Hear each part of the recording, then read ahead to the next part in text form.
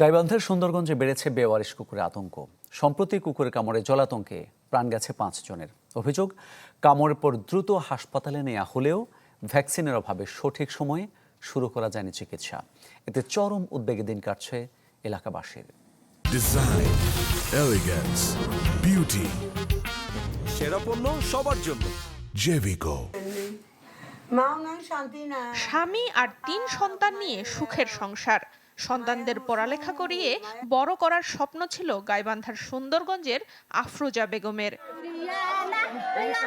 কিন্তু সেই স্বপ্ন থেমে গেল কুকুরের কামড়ে।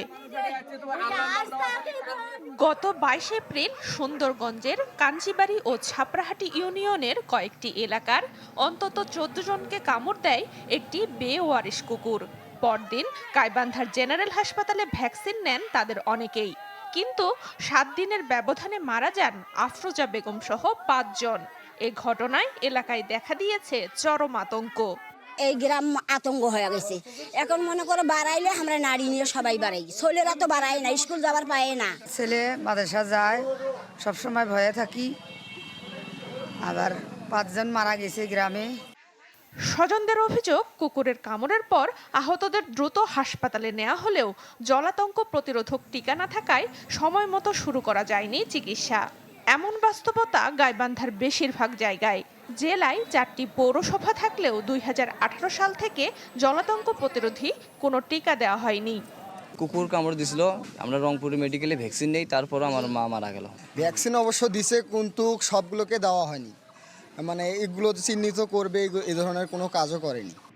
কুকুরের কামড়ে প্রাণহানির পর এবার নড়ে চড়ে বসেছে প্রশাসন।